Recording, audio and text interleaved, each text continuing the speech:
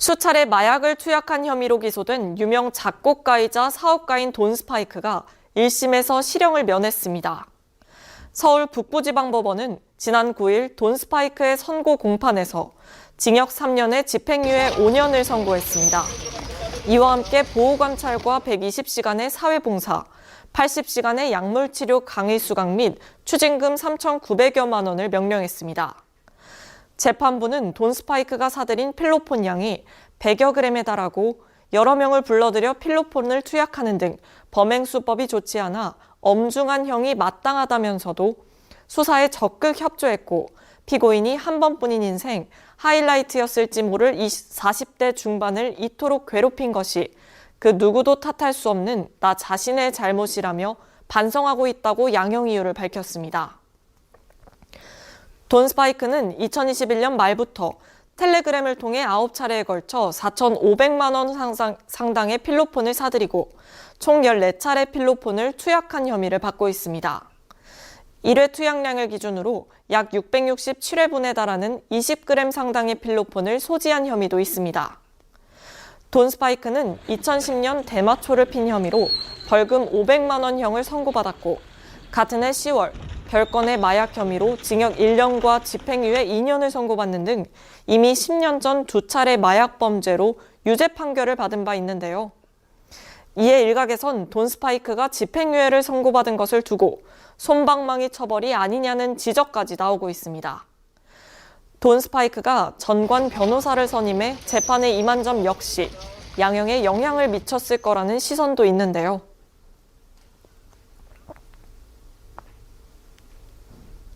일단 초범이 아니고 많이 그 전과가 있었다는 점에서 이례적인 집행유예라는 의견이 많고요. 다만 징역 3년에 집행유예 5년을 선고를 한 거는 가장 그 집행유예를 줄 수 있는 한도에서는 사실 가장 무거운 형을 준 것이어서 판사도 많은 고심을 했다고 보여집니다.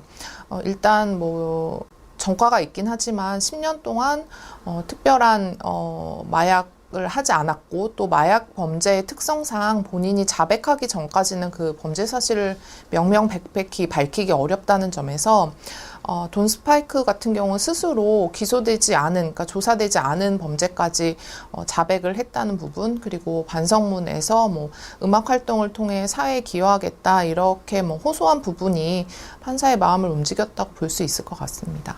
그 부분은 상당히 예민한 문제인데요. 사실 이례적으로 이 판결이 사회적인 그 감정과 다르기 때문에 그런 얘기가 나왔던 거라고 보여지고요. 충분히 그런 의심을 받을 만한 상황이긴 하다고 봅니다. 네.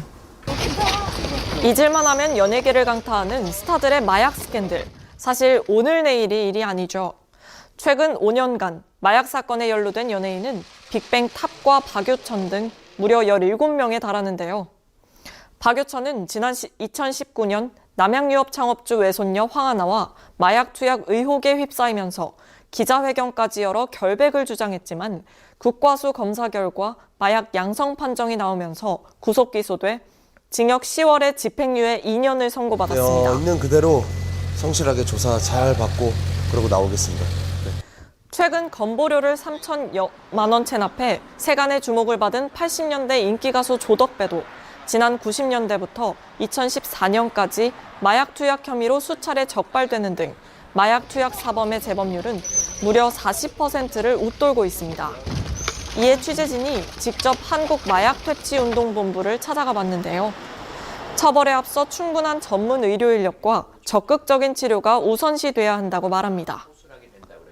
지금 연령대도 너무 낮아지고요. 또 과거에 비해서 가정의 학생, 유학생, 대학생, 회사원, 가정의 뭐 주부까지도 이렇게 자녀들이 된 마약에 대한 문제들이 지금 너무 커가서 이건 이제 검거에 대한 대책이 더 늘어나고 있지만 이 사람들이 이제 치료 재활에 대해서는 너무 부족한 현실이라 우리나라는 이 약을 나 했어 어디 가서 치료 받을래 그러면 구속당하는 그 문화가 자체가 돼 있으니까 막 두려운 거죠. 물론 이제 호기심을 접하던 어떻게 접하든지 간에 그거는 문제가 될 수 있는데 그걸로 인해서 빠져나갈 수 있는 구멍이 없는 거예요. 저희 한국마이테치 이 중독 재활센터도 서울하고 부산밖에 없어요. 그것도 이게 시도 지부로 중독 재활센터가 더 많이 챙겨놔야 되고 그리고 자유롭게 이 사람들이 치료와 재활을 받을 수 있고 그다음에 입소시설 먹고 자고 규칙적인 생활할 수 있는 입소시설도 많이 형성이 돼서 다양하게 어딜 가더라도 이 마약으로부터 탈피할 수 있는 이런 곳이 좀 많이 필요하다고 생각합니다. 일상생활 깊숙이 퍼지고 있는 마약 범죄. 솜방망이 처벌도 문제지만 정부 차원의 사전 예방 및 재활 시스템 구축에도 더 심혈을 기울여야 할 때입니다.